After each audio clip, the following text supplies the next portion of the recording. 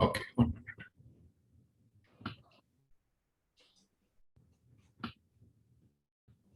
Good evening, all. Can you hear me? Hello. Yes, we can hear you. Okay, fine. Just doing an audio check. Thank you. We'll just start in about 2 minutes, if you don't mind. I'm just waiting because some more people are being admitted into the room.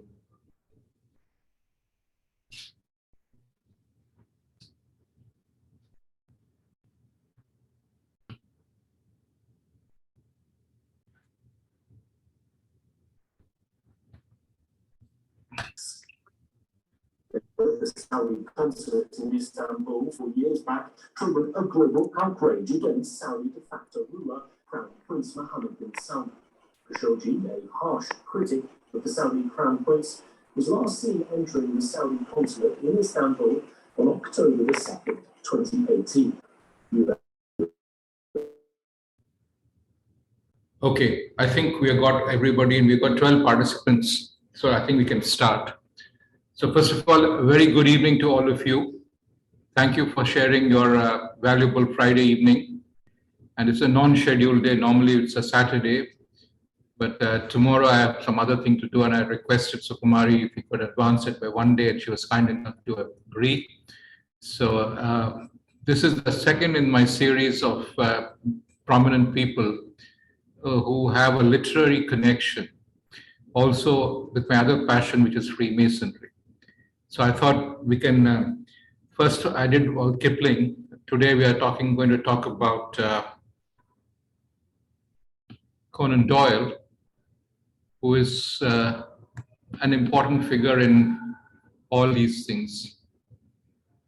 Can you see my screen, ladies and gentlemen? Is it visible? Yes, yes, it is. Okay, fine. Right. So without any further ado, let me get into the main story. You know that his full name was Sir Arthur Ignatius Conan Doyle, and he was a knight of the Knights of St. John of Jerusalem, and he was born on the 22nd of May 1859, and he died 7th of July 1930. He was by training a physician and by choice an author, and he's most famous for having created the fictional character Sherlock Holmes, and this was in a rather short story that he wrote in 1887. The story was called A Study in Scarlet, and this was the first of 4 novels that he had written, as well as 56 short stories. And this is where he introduced his cerebral detective, Sherlock Holmes, who was invariably assisted by his very dear, ever faithful friend, Dr. Watson. The Sherlock Holmes stories, as all of us know, went on to become milestones in the field of crime fiction. And they were the setting for many movies thereafter. Now, Doyle was, in fact, a very prolific writer. Other than the Holmes stories, his works included fantasy novels, science fiction stories, and in which he created the characters called Professor Challenger. He also had a number of humorous stories, and these are about the Napoleonic soldier, a person called Brigadier Gerard. So this was something created by him. He also wrote several plays, romances, poetry, non-fiction, as well as historical novels. And I would like to mention here one of his earlier short stories. It's a very peculiar name for that. It's called J. Habakkuk Jeffman's Statement. This was written in 1884. And this particular work of his helped popularize the mystery of the famous Marie Celeste. Those of you of a certain age would remember the story of the Mary Celeste.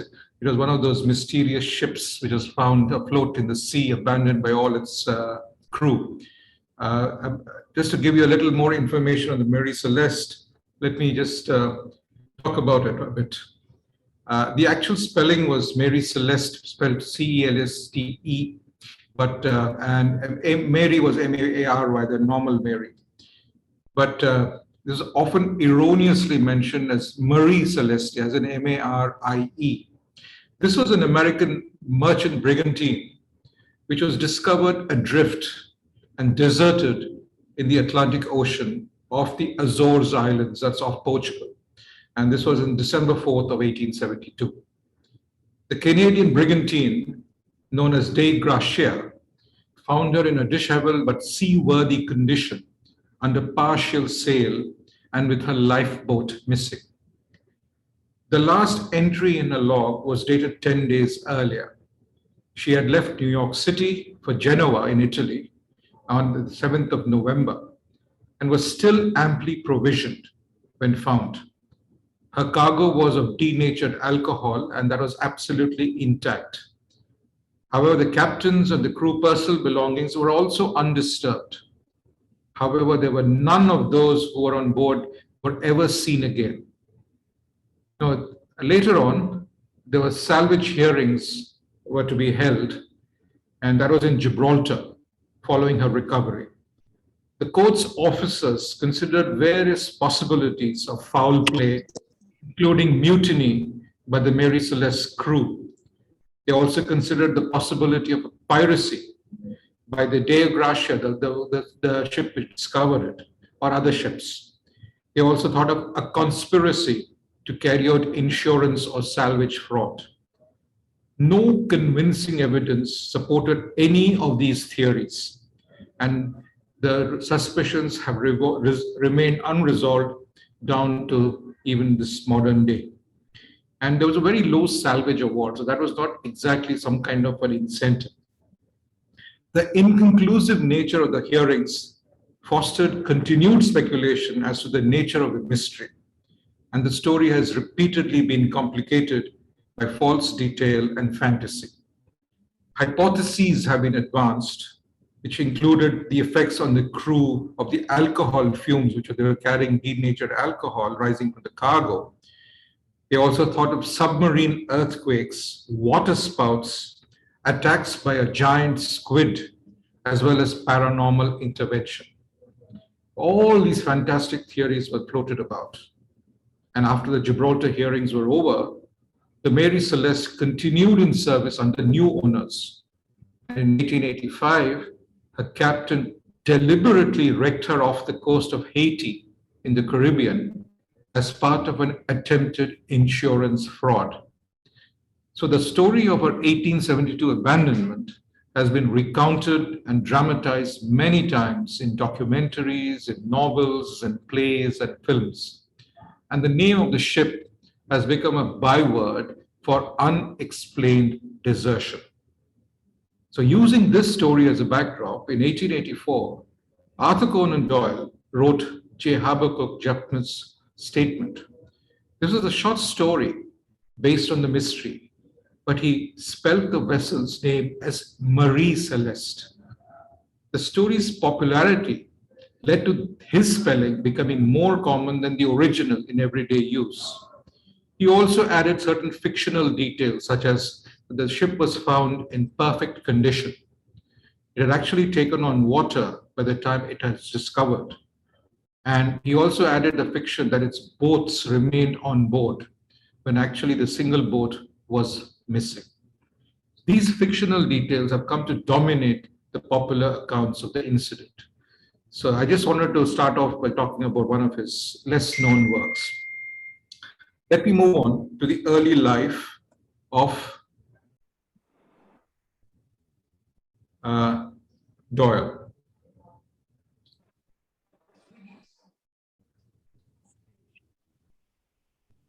His father was a person called Charles Altamont Doyle. He was an illustrator, a watercolorist, as well as a civil servant. And he was of Irish Catholic descent, though he was born in England. And his mother, Mary Nefoli, was also Irish Catholic. So he was born, Arthur was born on the 22nd of May, 1859. at a place called 11 Picardy Place in Edinburgh in Scotland. His parents had married in 1855, and in 1864 the family scattered because of the father Charles's growing alcoholism, and the children were temporarily housed across Edinburgh. Arthur himself was lodged with a lady called Mary Burton, who was a Scottish social and educational reformer, and she was in fact the first woman governor of the Harriet Watt College, and she was the aunt of a friend at the Liberty Bank House on Gilmerton Road while studying at the Newington Academy.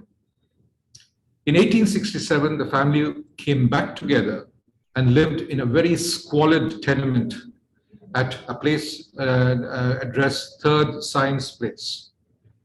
And Arthur's father, Charles, died in 1893 in the Crichton Royal Dumfries after many years of psychiatric illness. So beginning at a very early age, throughout his life, Arthur wrote letters to his mother, and many of these letters have since been preserved. Now, Arthur was supported by wealthy uncles, and he was sent to England to the Jesuit preparatory school, a place called Hodder Place in Stonyhurst in Lancashire, when he was all of 9 years old. He then went on to Stonyhurst College, which he attended until 1875. While Doyle was not exactly unhappy at Stonyhurst, he said he did not have any fond memories of it because the school was run on what he considered to be medieval principles. The only subjects being covered were rudiments, rhetoric, Euclidean geometry, algebra, and the classics. Doyle commented later in his life that this academic system could only be excused, quote, on the plea that any exercise, however stupid in itself, forms a sort of mental dumbbell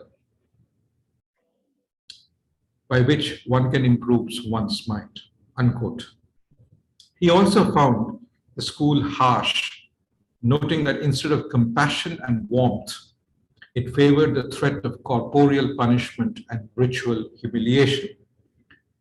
You can see the pictures of the school and the college on screen now. From 1875 to 1876, he was then educated at the Jesuit school called Stella Matutina, which was in a place called Feldrich in Austria. His family decided that he would spend a year there in order to perfect his German and broaden his academic horizons. He later rejected the Catholic faith in which he was born and became an agnostic. One source attributed his drift away from religion to the time he spent in the less strict Austrian school, Stella Matutina. He also later in his life became a spiritualistic mystic. Now, from a Freemasonic point of view, one of the prerequisites for anybody to be admitted into Freemasonry is that he should be a believer in any form of supreme being. So what is interesting is this avowedly agnostic person was admitted into Freemasonry, probably because of his faith. Now, moving on, I would like to talk about his medical career. From 1876 to 1881, Doyle studied medicine at the University of Edinburgh Medical School. And during this period, he spent time working in a place called Aston, which was then a town in Warwickshire, and now is part of Birmingham. He then went on to work in Sheffield and a place called Ruiton 11 Towns in Shropshire. Also, during the same period, he studied practical botany at the Royal Botanic Garden in Edinburgh. While studying, Doyle began writing his short stories. And his earliest extant fiction, something known as the Haunted Grange of Goresthorpe, was unsuccessfully submitted to Blackwood's magazine. His first published piece, however, was something called The Mystery of the Sarassa Valley, which was a short story set in South Africa. And this was printed in Chambers, Edinburgh Journal on the 6th of September, 1879. On the 20th of September the same year, he published his first academic article known as Gelsemium as a poison. Now you can imagine that he was already interested in poisons and stuff. And this was published in the British Medical Journal, a study in which the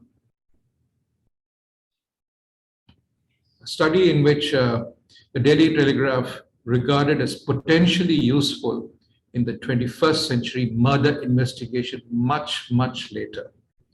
Now, Doyle was the doctor on board the Greenland whaler, a ship called the Hope, and this was off Peterhead in 1818. On the 11th of July of 1818, John Gray's Hope, the ship, and David Gray's ship, the Eclipse, met up with yet another ship called the Aira and a person called Leighton Smith.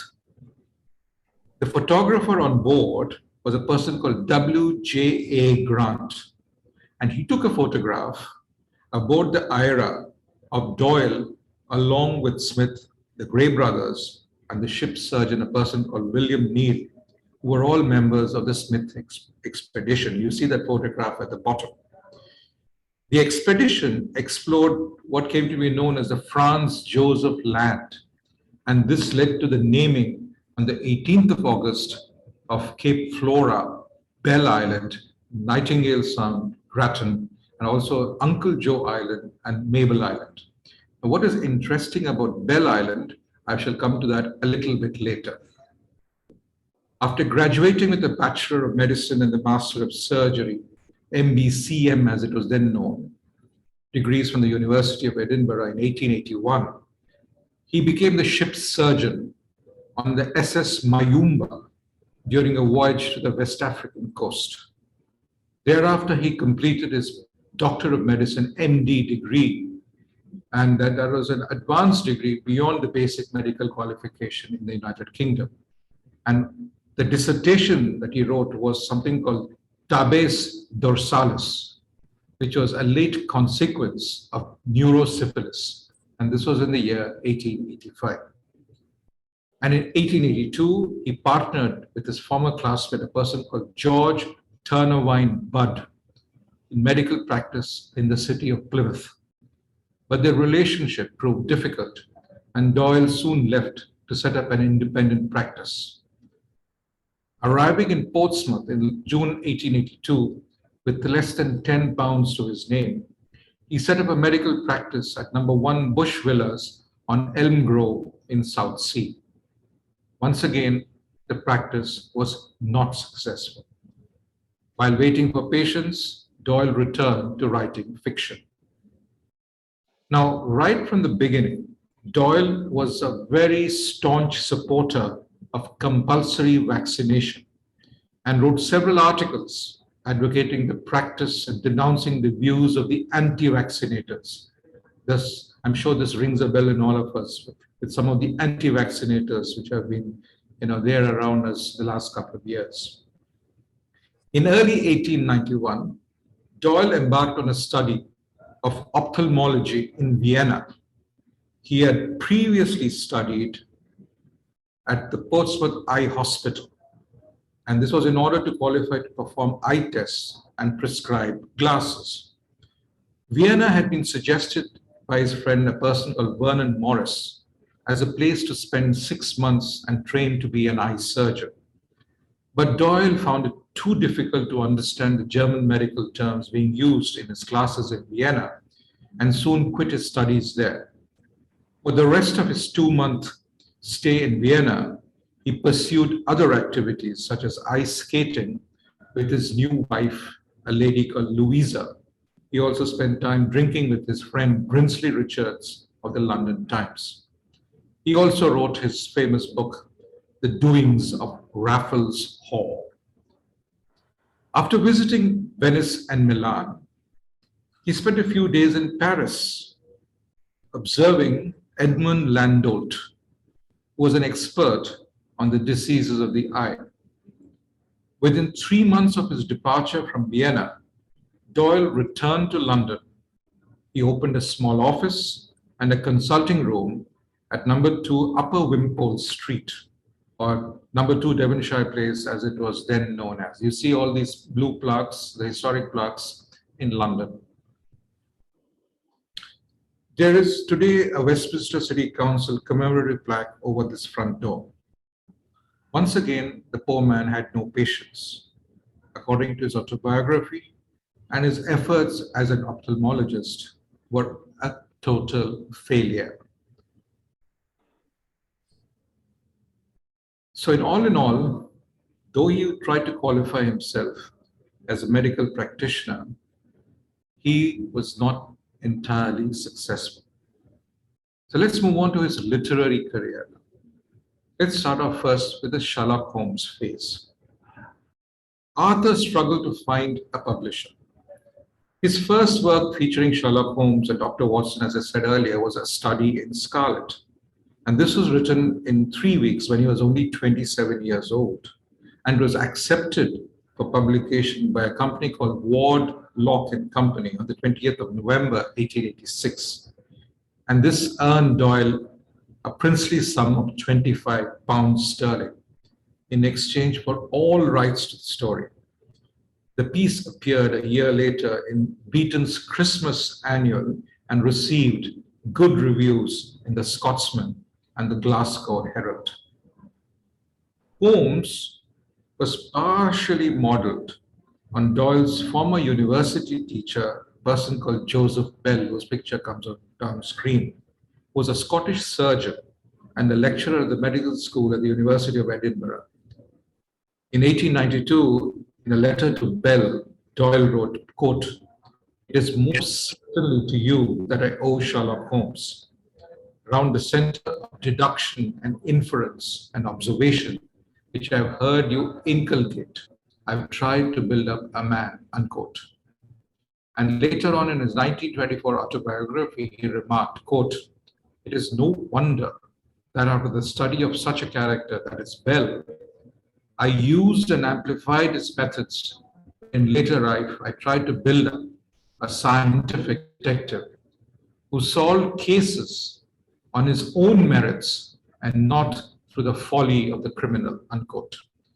The same Bell inspired the name of that island I mentioned earlier, Bell Island. Now, Robert Louis Stevenson, of whom many of us have heard, was able to recognize the strong similarity between Joseph Bell and Sherlock Holmes. He wrote, quote, "My compliments on your very ingenious and very interesting adventures of Sherlock Holmes. Can this be my old friend Joe Bell?" unquote. Other characters suggest additional influences. For instance, Edgar Allan Poe's character C. Auguste Dupont has also been suggested as an influence. Then Dr. John Watson owes his surname Watson, but not to any other obvious characteristic. But there was another colleague of Doyle from Portsmouth, and that was a person called Dr. James Watson. So basically, he created his characters and named them for persons whom he knew in real life. And you see at the bottom on your screen, the Beaton's Christmas Annual, and of course the Lippincott magazine, in which came the first the publication of the Sign of the Four.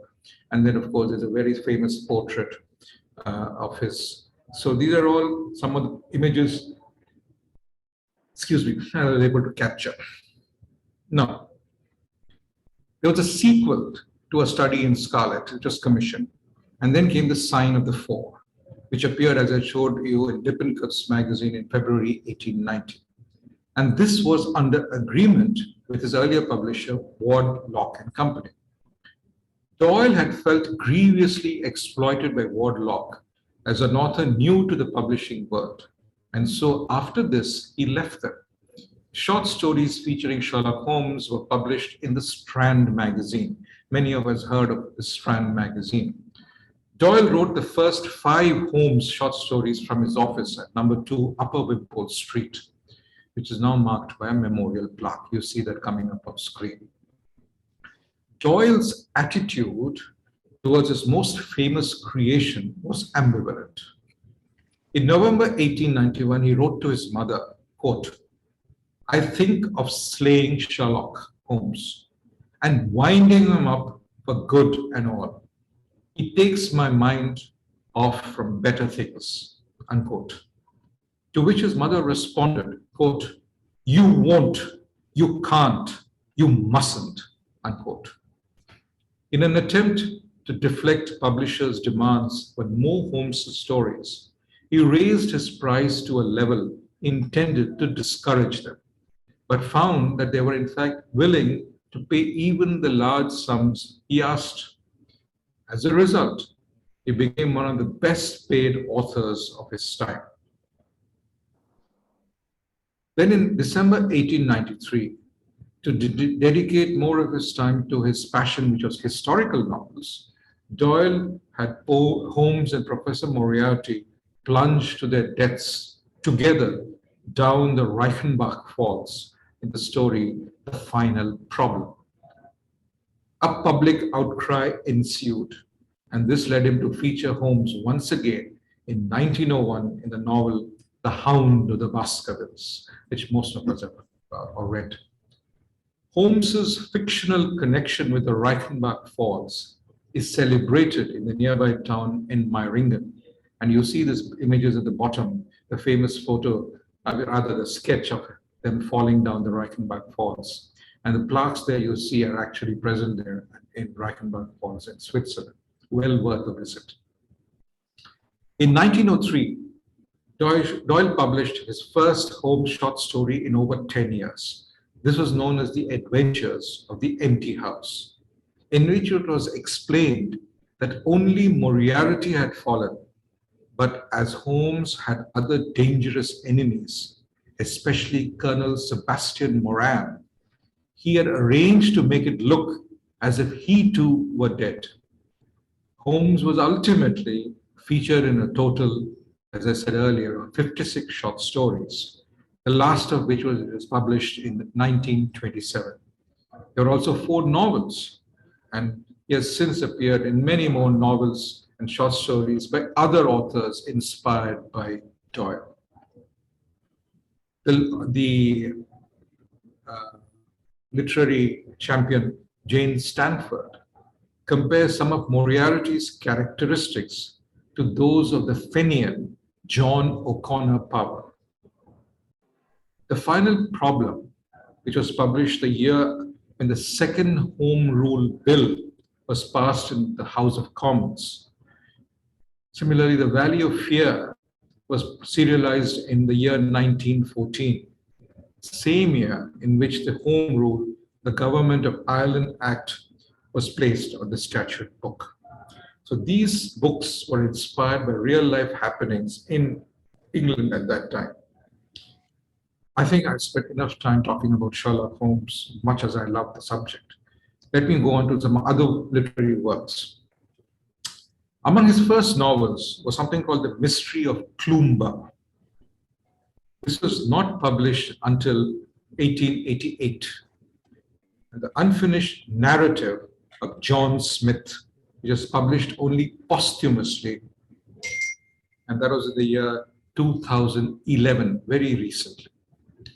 He amassed a portfolio of short stories, including The Captain of the Pole Star and the first book I mentioned, J. Habakkuk Jeffman's Statement, both inspired by Doyle's time serving on the seas. Between 1888 and 1906, Doyle wrote 7 historical novels, which he and many critics regarded as, in fact, his best work. He also wrote 9 other novels, and later in his career, between the years 1912 and 1929, he wrote 5 narratives, 2 of novel length, featuring the irascible scientist, Professor Challenger. The Challenger stories include his best-known work from the Holmes oeuvre, which is The Lost World.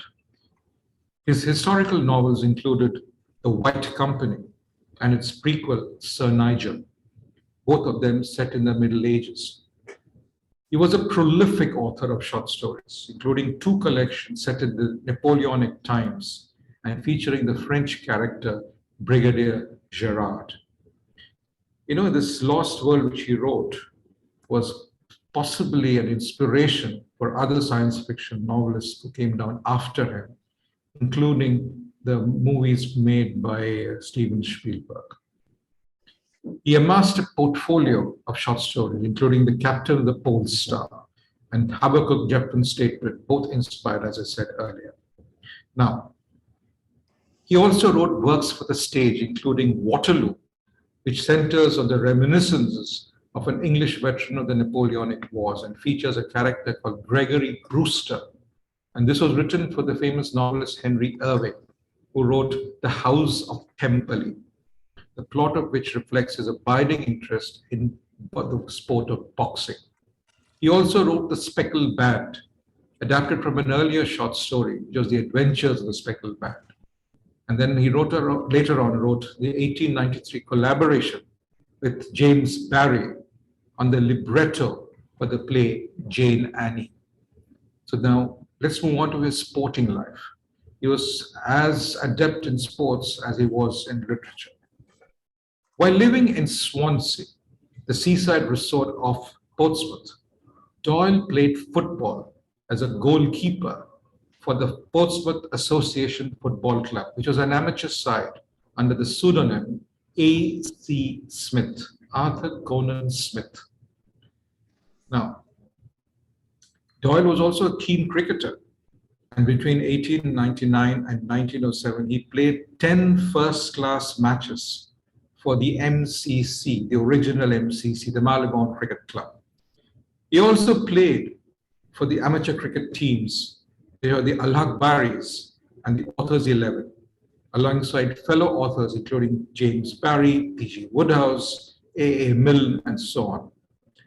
His highest score in 1902 against London County was 43. He was also an occasional bowler who took 1 first-class wicket and no more, just 1 first-class wicket. And can you guess who that wicket was? It was none other than the legendary W.G. Grace. And to celebrate that wicket that he took of Grace, he wrote a poem about this achievement. Allow me to read that poem for you. It's titled A Reminiscence of Cricket. It goes like this. Once in my heyday of cricket, one day I shall ever recall, I captured that glorious wicket, the greatest, the grandest of all. Before me stands like a vision, bearded and burly and brown, a smile of good-humored decision as he waits for the first to come down. A statue from Thebes or from Knossos, Hercules shrouded in white, a Syrian bull-like colossus, he stands in his might. With the beard of a Goth or a Vandal, his bat hanging ready and free, his great hairy hands on the handle, and his menacing eyes upon me.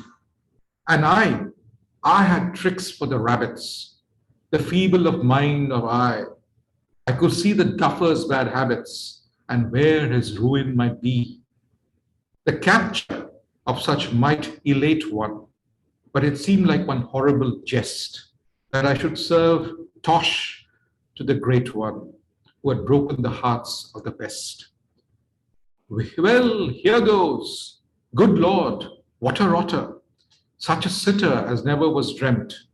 It was clay in the hands of the potter, but he tagged it with quiet contempt. The second was better, a little. It was low, but was nearly long hop. As the housemaid comes down on the beetle, so down came the bat and a chop. He was sizing me up with some wonder. My broken-kneed action and ways, I could see the grim menace from under, the striped beak that shaded his gaze. The third was a gift, or it looked it, a foot off the wicket or so. His huge figure swooped as he hooked it, His great body swung to the blow. Still, when my dreams are nightmarish, I picture that terrible smite. It was meant for a neighboring parish or any place out of sight. But yes, there's a but to the story. The blade twists a trifle too low. Oh, wonder and vision of glory! It was up like a shaft from a bow. Up like a towering game bird. Up to a speck in the blue. And then coming down like the same bird, dead straight on the line that it flew. Good Lord, it was mine. Such a Sora would call for a safe pair of hands, none safer than Derbyshire Storer, and there, face uplifted, he stands. Wicket keeper Storer, the knowing, wary, and steady of nerve, watching it falling and growing, marking the pace and curve. I stood with my two eyes fixed on it, paralyzed, helpless, inert. There was Plunk as the gloves shut upon it, and he cuddled up to his shirt. Out, beyond question or wrangle, homeward he lurched to his lunch. His bat was stuck up at an angle, his great shoulders curved to a hunch. Walking, he rumbled and grumbled, scolding himself and not me. One glove was off, and he fumbled, twisted the other hand free. Did I give Storer the credit? The thanks he so splendidly earned? It was mere empty talk if I said it, for grace had already returned. So there, my dear friends, was the poem he wrote for that single first-class wicket that he took of W.G. Grace. Moving on, further in his sports. In 1901, Doyle was one of 3 judges for the world's first major bodybuilding competition, which was organized by the person known as the father of bodybuilding, a person known as Eugene Sandow. I'm sure some of you remember the name Sandow. The event was held at the Royal Albert Hall in London, and the other 2 judges were the sculptor Sir Charles Laws Witterong and Eugene Sandow himself.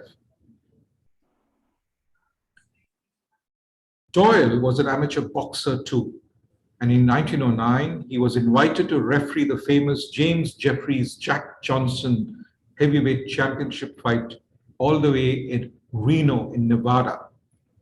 Doyle wrote, quote, "I was much inclined to accept, though my friends pictured me as winding up with a revolver at one ear and a razor at the other. However, the distance and my engagements presented a final bar," unquote. He was also a keen golfer, was elected captain of the Crowborough Beacon Golf Club in Sussex in 1910. He had moved to a little Windlesham house in Crowborough with Jean Leckie, who was his second wife, and they resided there with his family from 1907 until his death in July 1930. In addition to all these sports, he was also the amateur English billiards champion in 1913. So you can imagine how talented this man was. Let's move on to his family life. In 1885, Doyle married Louisa, sometimes known as Tui, and she lived from 1857 to 1906. She was the youngest daughter of a person called J. Hawkins of Minsterworth in Gloucestershire, and she was a sister of one of Doyle's patients. Louisa suffered from tuberculosis, and in 1907, the year after her death, Doyle married once again. This time he married Jean Elizabeth Leckie. He had met and fallen in love with Jean in 1897, but had maintained a platonic relationship with her while his first wife was still alive, out of loyalty to her. Jean, his second wife, outlived him by 10 years and died in London. Doyle fathered 5 children. He had 2 with his first wife, Mary Louise, and Arthur Allen Kingsley, known as Kingsley. He had an additional 3 with his second wife, Dennis Percy Stewart, who became the second husband of the Georgian Princess Nina Bani. The second was Adrian Malcolm, and the last was Jean Lena Annette. All of Doyle's children died without issue, and he left no living descendants. So the line of Doyle ended with that. Let me now move on to another facet of his career. He was a political campaigner too. First, he served as a volunteer doctor in the Langman Field Hospital in Bloemfontein in South Africa between March and June 1900. Excuse me. This was during the Second Boer War from 1899 to 1902. Later the same year, he wrote a book on that war. It's called The Great Boer War. He also wrote a short work titled The War in South Africa, Its Cause and Conduct, in which he responded to critics of the United Kingdom's role in that war. And he argued that England's role was justified. The latter work was widely translated, and Doyle believed it was the reason he was knighted later with the rank of Knight Bachelor, which was conferred upon him by King Edward VII in the 1902 coronation honors. He received this accolade in person from the king himself at Buckingham Palace on the 24th of October the same year. Now, he also stood for Parliament twice as a Liberal Unionist. In 1900, he stood from Edinburgh Central, and in 1906 with Harvey Burghs. He received a respectable share of the vote, but was not elected. He then served as a Deputy Lieutenant of Surrey, beginning in 1902, and he was appointed a Knight of Grace of the Order of the Hospital of St. John of Jerusalem in 1903. Doyle was a supporter of the campaign for the reform of the Congo Free State that was led by the journalist, a person called E.D. Morel, and the diplomat Roger Casement. In 1909, he wrote something called The Crime of the Congo, which was a long pamphlet in which he denounced the horrors of that country. He became acquainted with Morel and Casement, and it is possible that together with Bertram Fletcher Robinson, they inspired several characters that appeared in his 1912 novel, The Lost World. Later, after the Easter Rising, which happened, as you know, in England, Casement was found guilty of treason against the crown and was sentenced to death. Doyle tried unsuccessfully to save him, arguing that Casement had been driven mad and therefore should not be held responsible for his actions. Thereafter, the First World War loomed, and having been caught up in the growing public swell of Germanophobia, Doyle gave a public donation of 10 shillings to the anti-immigration British Brothers League. Now, this entry into politics and his involvement in cases, legal cases, led him to assume a role of a justice advocate. He was a fervent advocate of justice and personally investigated 2 closed cases, which led to 2 men being exonerated of the crimes of which they had earlier been accused. The first such case was in 1906, involved a very shy, half-British, half-Indian lawyer named George Edulji, whose picture comes up on screen, who had allegedly penned threatening letters and mutilated animals in Great Raleigh. Police were set on Edulji's conviction, even though the mutations continued after the subject had been jailed. Apart from helping George Edulji, Doyle's work helped establish a way to correct the other miscarriages of justice, as it was partially as a result of this case that the Court of Criminal Appeal was established in 1907. So Doyle can take credit for having set in motion a set of events which led to the establishment of the Court of Criminal Appeal. The story of Doyle and Edulji was dramatized later in an episode in the 1972 BBC television series known as The Edwardians. In Nicholas Mayer's pastiche, The West End Horror of 1976, Holmes manages to clear the name of a shy Parsi Indian character wronged by the English justice system. Now, Edulji was of Parsi heritage on his father's side. The story was later fictionalized in Julian Barnes's 2005 novel titled Arthur and George, which also was adapted as a three-part drama by ITV, Independent Television, in 2015. I mentioned he got involved in two cases. The first was, of course, George Edulji. The second was that of a person called Oscar Slater, who was a Jew of Germanic origin who operated a gambling den and was convicted of bludgeoning to death an 82-year-old woman in Glasgow in 1908. This excited Doyle's curiosity because of certain inconsistencies in the prosecution's case and a general sense that Slater was not guilty. He ended up paying most of the costs for Slater's successful 1928 appeal. Let me now move on to his paranormal activity and also his involvement in Freemasonry. Doyle had a long-standing interest in mystical subjects and remained fascinated by the idea of paranormal phenomena, even though the strength of his belief in their reality waxed and waned periodically over the years.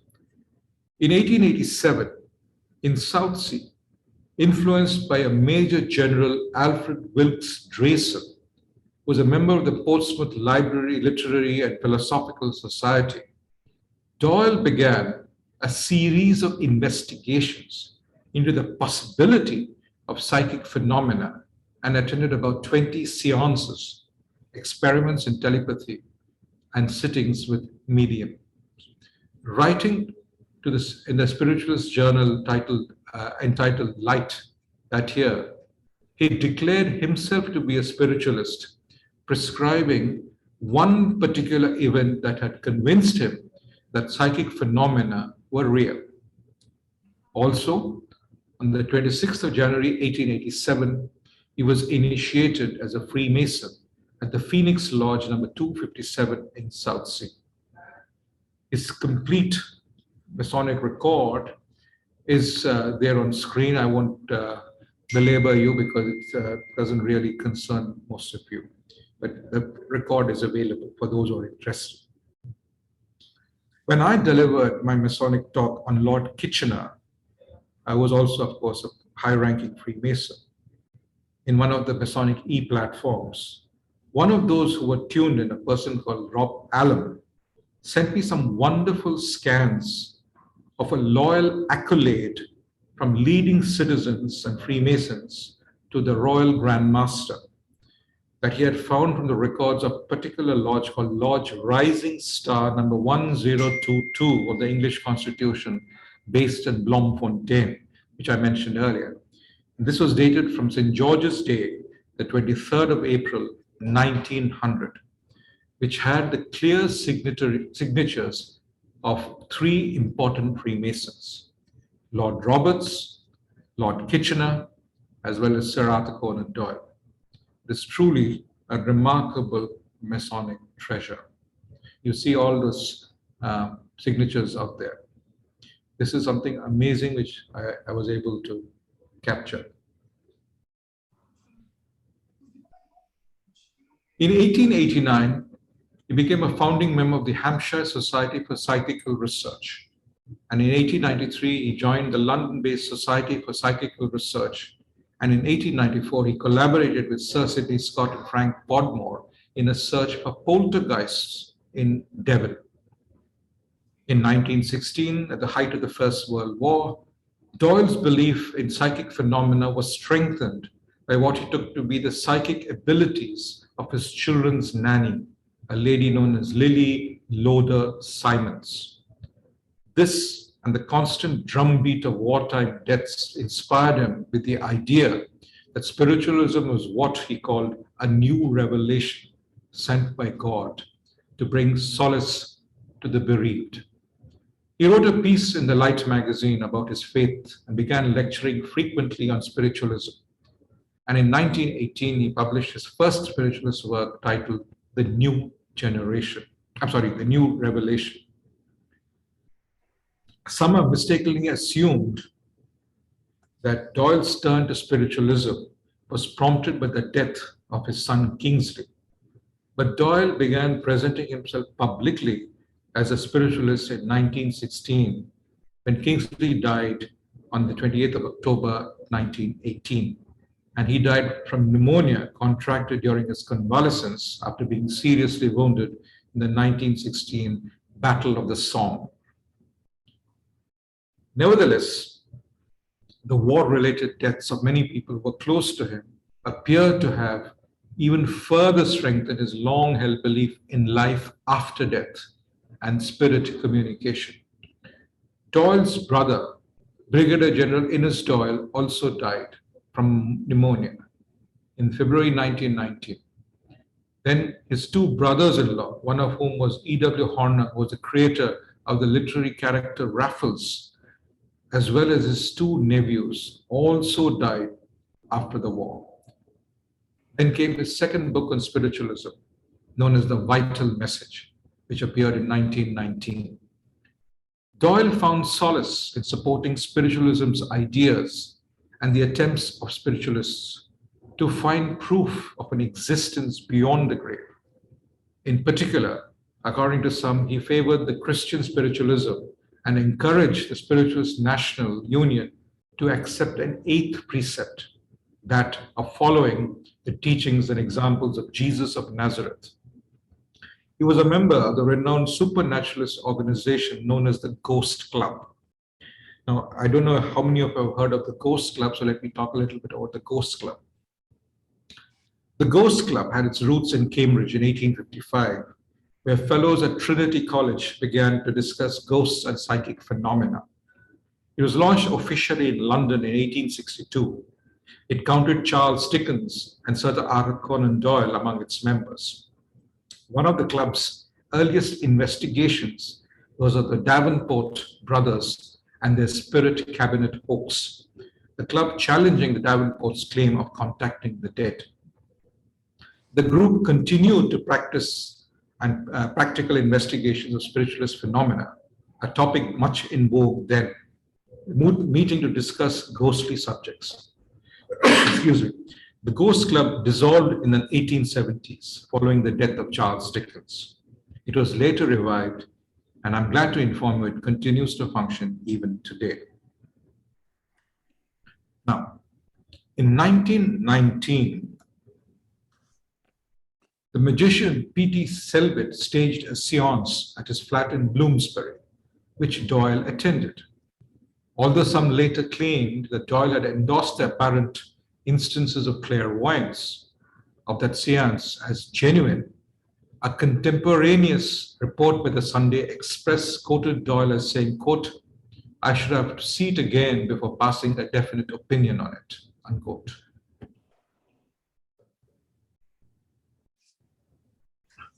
He also said, quote, "I have my doubts about the whole thing," unquote.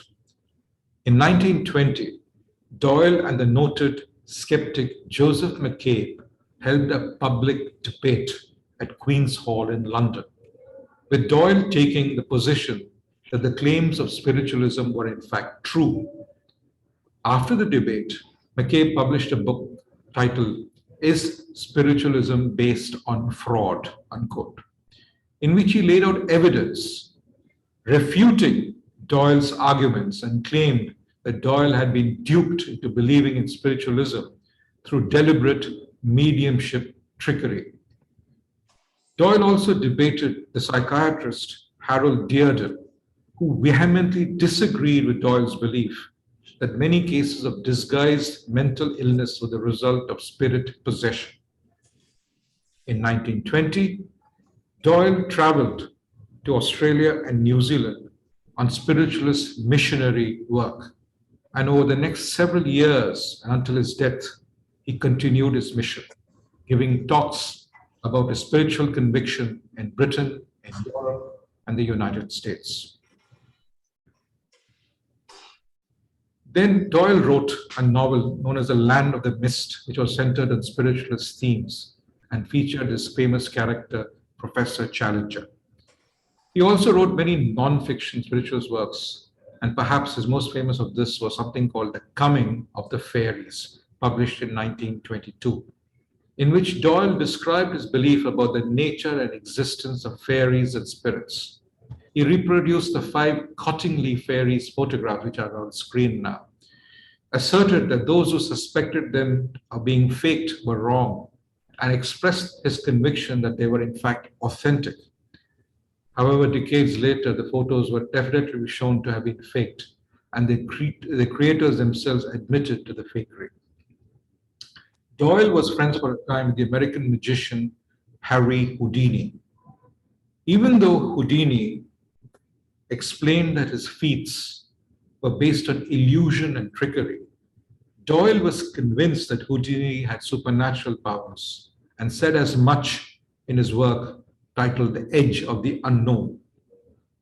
Houdini's friend Bernard M.L. Ernst recounted a time when Houdini had performed an impressive trick that was at his home in Doyle's presence.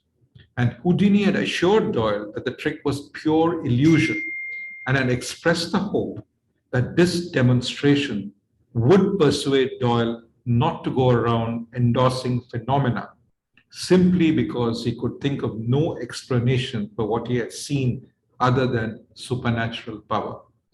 But according to Ernst, Doyle simply refused to believe that it had been a trick. Houdini then became a prominent opponent of the spiritualist movement in the 1920s, after the death of his beloved mother. He insisted that spiritualist mediums employed trickery and consistently exposed them as frauds. These differences between Houdini and Doyle eventually led to a bitter public falling out between them.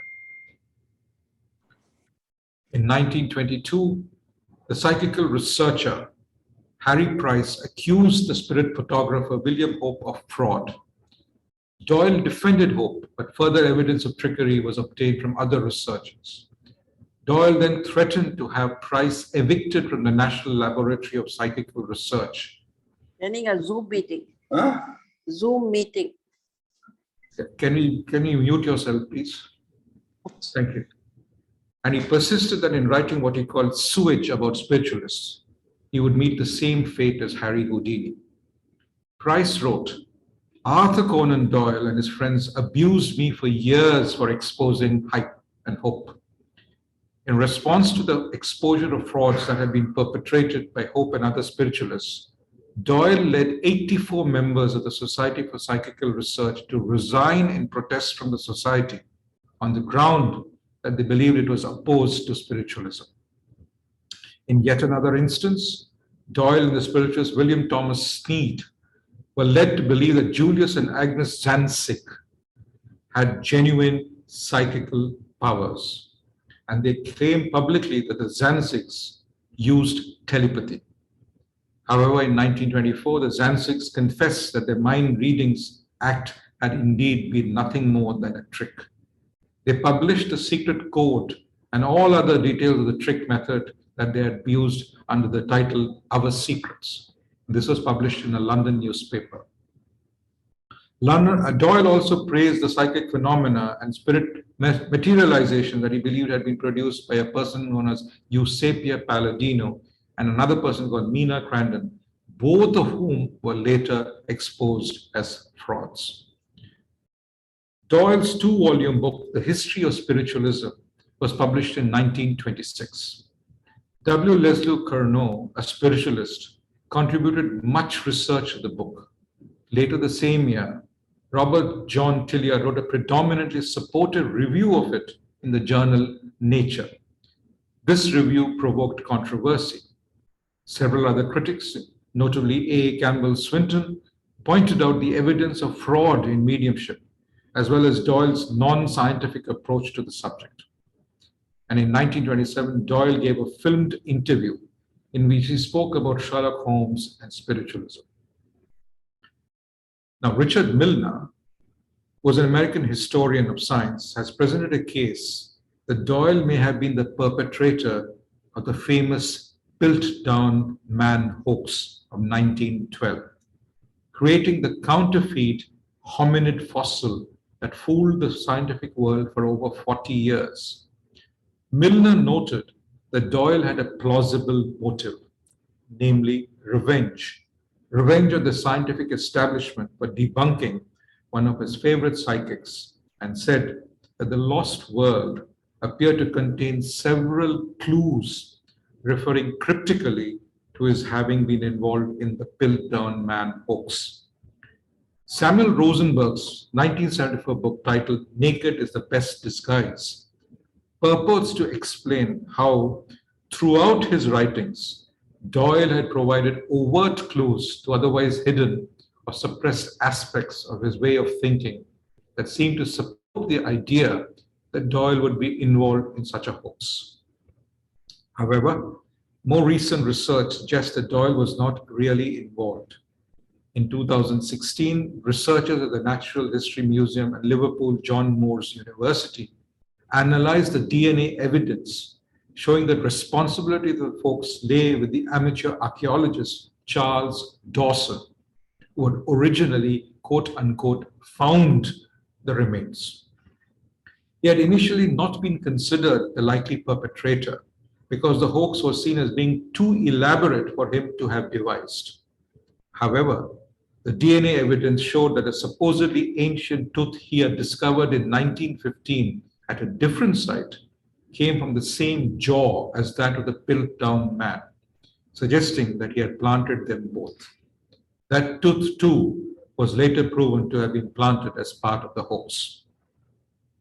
Dr. Chris Stranger, an anthropologist in the Natural History Museum, was quoted as saying, quote, Conan Doyle was known to play golf at the Piltdown site and even given Dawson a lift in his car to the area. But he was a public man and very busy. And it is very unlikely that you have had the time to create the hoax. So there are some coincidences, but I think they're just coincidences. When you look at the fossil evidence, you can only associate Dawson with all the finds.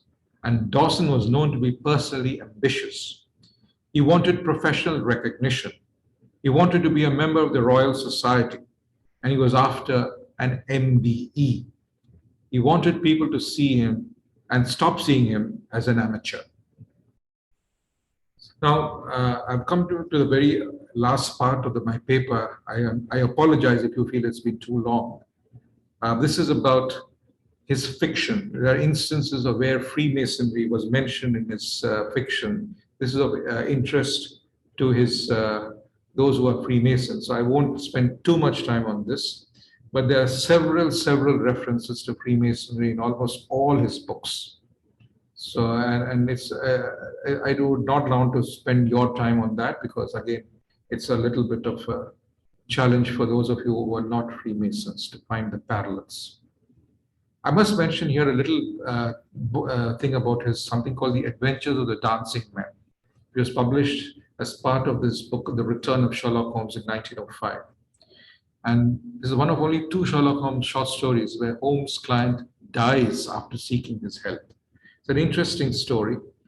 And the solution that he provides it closely resembles Legrand in Edgar Allan Poe's novel, The Gold Bug.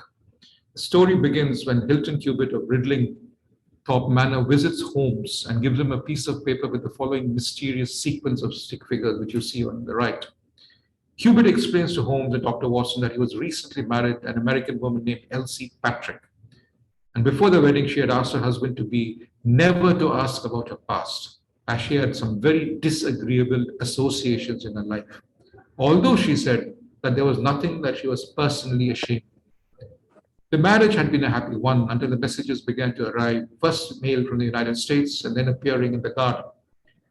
The story continues with its usual twists and turns until the final denouement when Holmes deciphers the code and engineers the apprehension of the culprit. And this is a very interesting story and how he deciphers it. It's a lot of deductive reasoning. It's something which is very interesting. He uses several references of Freemasonry to add a further texture of mystery and secrecy to his works. The craft of Freemasonry clearly inspired him to add these references.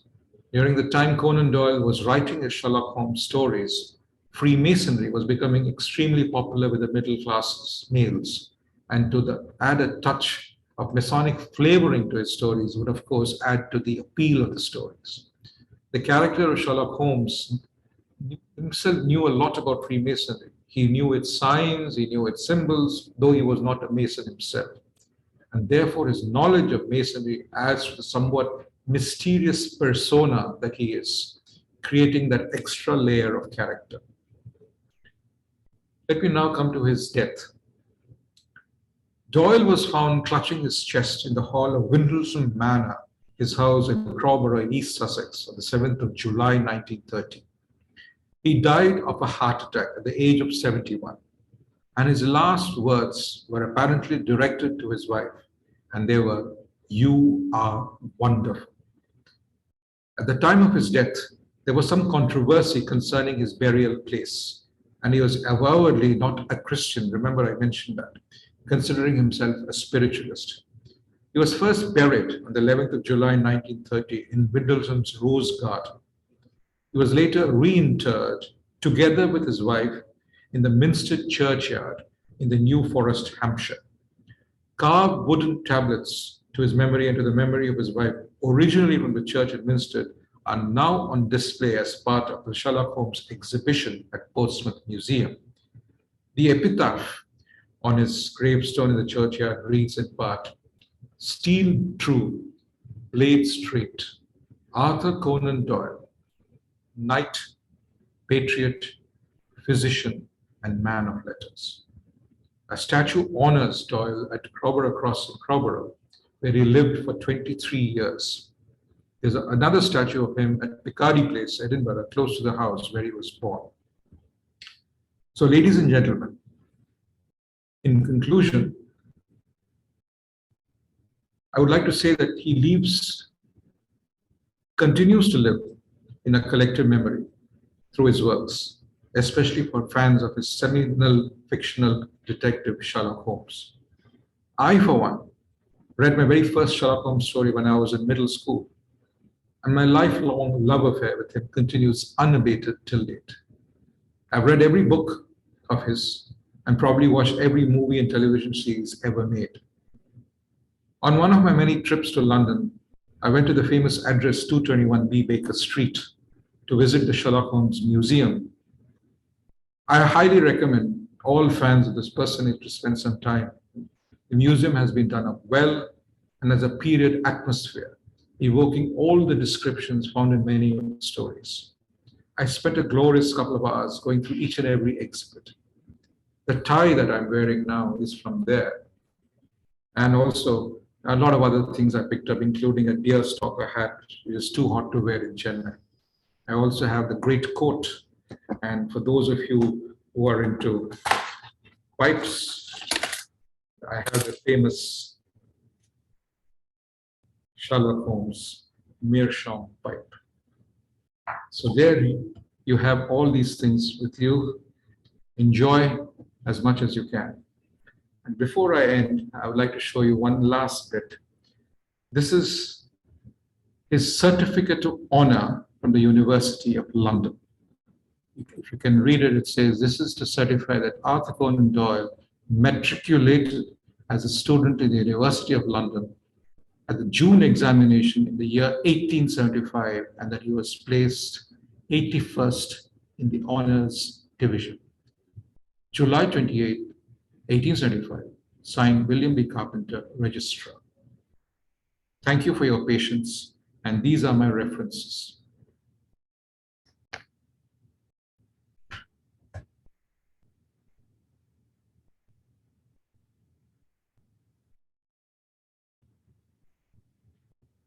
I do hope you have enjoyed the paper. I'll now stop sharing my screen.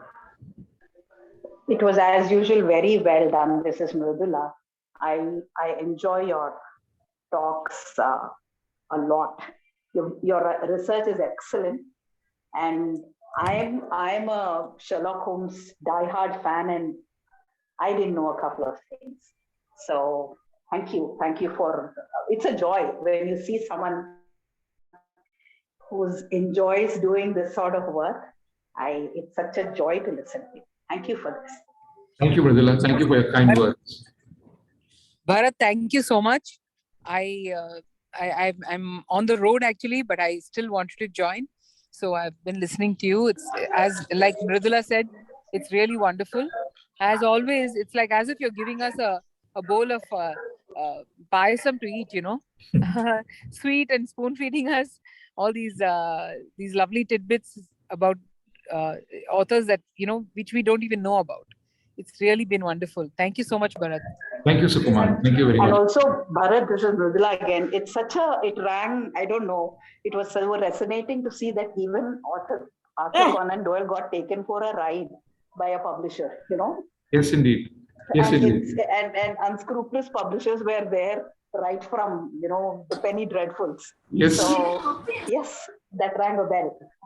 Thanks so much, Bharat, for a wonderful talk. And this is Jayanti here, and I didn't think that he was, he had covered so much. I thought he'd just written these detective stories. It was so enjoyable, Sherlock Holmes and everything. I didn't know he was into spiritualism, into politics, and all of that. It's amazing, and thank you so much for giving us such a wide perspective on the author. Enjoyed every bit of it. Thank you, Jayanti. Thank you, Mridula, once again. Thank you very much indeed. So I'm glad you enjoyed the story. Why don't you do one on a woman author, Bharat? Which one? I'm sorry. On any woman author that you like, whoever. Yeah. I'm trying to do one on Agatha Christie. That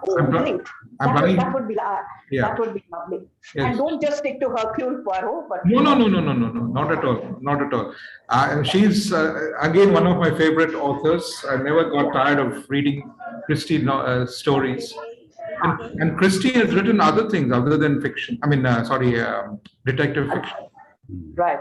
Yeah, and she has a seminal contribution in the field of archaeology with her husband, Lord Max Mallowan. Yeah. So please, we would love to know that. Yeah. So I'll work on that. But actually, my next paper is ready. That's on P.G. Wodehouse. So I'll be doing that. Now you've become staple. It's lovely. Do one on Wodehouse too. At this rate, Bharat, you have to give us you'll be giving us a talk once a month, I think. we had thought once a quarter, because you have so many ideas and you're also very busy. So thank you so much. It's wonderful. Thank you. Let's have Agatha Christie first, if we can. We are allowed to have a choice, and then do the Wodehouse next. Agatha Christie, I'm not yet complete with the paper. I'm still doing a little bit of research. It'll take me some time. Yeah. Okay. Then Bharat, let's have Wodehouse. If I can just hi Bharat, Ramnath here. Yes, Ramnath. Hi. Absorbing talk, Bharat, very all-encompassing, so many facets of Conan Doyle, which I'm sure we wouldn't have bothered to know because all of us are exposed to him as a Sherlockian author. But the interesting part about it is, of course, the fascinating thing about the contribution he made through Sherlock Holmes is not just the detective stories, but how much he fed, how much he fascinated other authors, and to the extent that diehard Sherlockian scholars treat him as a live guy who actually lived. So you have biographies of Sherlock Holmes which are as serious as biographies of Conan Doyle himself. And then to the extent that he could even influence a mind like Satyajit Ray to write his Feluda stories, which are based on the same principles of deduction. Yes. And not only that, I also was interested to see that Ray also wrote science fiction with Professor Shonku on the lines of Professor Challenger. True. So, He has had influence on great minds like Ray too. Right. In fact, there are some very interesting snippets. If you've got a minute or two, I remember that, I remember as a boy reading a very nice biography of Sherlock Holmes by a guy called W.S. Baring-Gould. I don't know if you come across that. No. He traces the whole life of Sherlock Holmes as if he lived, with all seriousness of purpose. And that's the reason why people investigate the stories of Conan Doyle for chronological accuracy, and they get bogged down with the fact that sometimes it's not exactly very logical. But the biography of Baring-Gould wrote on Sherlock Holmes encompasses the whole life of Sherlock Holmes, which is before and after Conan Doyle, with Sherlock Holmes dying in the 40s and predicting the onset of the First World War. He says, "There's a cold east wind blowing, Watson." He says just before the First World War. Right. And the interesting thing about Baring-Gould is that he wrote another biography of another American detective. I don't know if you've come across Nero Wolfe. Yes, Nero Wolfe. Of course, Nero Wolfe was again a very famous, popular. And the interesting thing that he tried to tell you, and this is the extent to which people have been fascinated by the idea of Sherlock Holmes, that he suggests that Nero Wolfe was written by a guy called Rex Stout. But he suggests that Nero Wolfe was actually the son of Sherlock Holmes and Irene Adler. Okay. And he backs it up with an interesting thing. If you look at Nero and Wolfe, you'll find ERO in Nero with Sherlock. Right. In fact, OLE, Wolfe is Holmes. And he basically suggests that. But I wanted to ask you one thing. In all your research, did you read the biography of Conan Doyle by Hesketh Pearson? No, I've not managed to read. Hesketh Pearson was the first biographer of Conan Doyle himself. I know, but I've managed to read that book. Not yet. Interestingly, it ran into some trouble because Adrian Conan Doyle, the son of Sherlock Holmes from our second wife, who actually took on the mantle of furthering his books, he took exception to Hesketh Pearson's biography of Sherlock Holmes for some reason. I can't quite remember why. But in fact, he threatened BBC to withhold any rights to publicize Sherlock Holmes' story if they were to allow Hesketh Pearson's book to be authenticated by them. Okay. So, and Adrian Conan Doyle himself has written, interestingly, along with a guy called John Dixon Carr, several stories of Sherlock Holmes called The Adventures of Sherlock Holmes. Right. Which start from the time, when which are based on references to some of the books that he had written earlier. But then there was so much of work done on Sherlock Holmes by scholars who call themselves Sherlockian scholars, to the extent that they believe that there is enough to invest, enough matter there for them to look at the life and times of not Conan Doyle, but of Sherlock Holmes. And then you have this Baker Street irregulars and all that. Oh yes, of course. A little thing, since you've been to London quite often. A little snippet, I would say. You said you went to 221B Baker Street. Correct. Many years ago, when I first went to London, I had the same fascination and went to Madame Tussauds and that street behind it called Baker Street, where the station stops. The Baker Street station is just around the corner. Yeah. And I followed it, and actually there is no 221B. I know it is a fictional location, but now what they've done is they've renumbered one of those places, and they've created this very cozy little museum, and they've museum. Yeah, they're museum. Yeah, but the number is not the same. I mean, that's true. But it's one of those fictional creations, so that but what is even more interesting, Ramnath, I don't know if you're aware of this, but Lord Swaraj Paul, his head office is also in Baker Street, and when he was given the lordship, he chose the title Lord Swaraj Paul of Baker Street. So he's known as the Lord of Baker Street. I see. I see. Yeah. And the other thing I want to ask you was, how much did Conan Doyle, because some of his works, you talked about one Sasasa Valley book. Yeah. And I also remember that the Valley of Fear is also based in South Africa. I was wanting to ask you, what do you know about his knowledge of South Africa? But then it occurred to me that when you presented his involvement in the war, the Boer War, perhaps he was in South Africa at that time. That might have been the reason. Yeah, he came up with the stories. He spent time in Bloemfontein during the war, and in fact, he was a great supporter of the British conduct of the war. And most of us have read about the British, the Boer War. We know that the British, the first usage of concentration camps was from that war. The Nazis learned from the Brits. Okay. Yeah. Because the Valley of Fear is based on some story. And Valley of Fear is supposedly a coal mining valley, which has its own sort of gang warfare and stuff like that. So Right. yeah, but the consensus view is that that book was inspired by that. At that point in time, there was a famous Irish struggle starting, the Home Rule Act and all those things going on. So the coal mining valleys of Ireland and Wales, and to some extent even Scotland, were the inspiration. Though technically speaking, the Valley of Fear is supposedly set in America. Supposedly, Supposedly. Yeah. There is some influence there. Yeah. But like most English authors of those days, I think he failed in his knowledge of Indian conditions, at the same time purportedly talking to us about a Dr. Watson who returns from India. Correct. Several inaccuracies in his depiction of what happens in India, because they just based it on their own fantasy, I think. I don't think he ever set foot in India. He just, whatever. Absolutely. Yeah. And thanks a lot. Interesting talk. Thank you, Rama. Thank you. Dhanalakshmi, you had raised your hand. Would you like to say something? And I think Gargi is having a trouble with connectivity. She's going in and out of the room. Yeah, thanks a lot, Bharat. It was a very enlightening evening. I'm looking forward to your further talks on Woodhouse, my eternal favorite, and of course Agatha Christie, whom I started reading when I was perhaps 8 or 9 years old. Yeah, same here. Same here. Thank you so much. Thank you, Dhanalakshmi.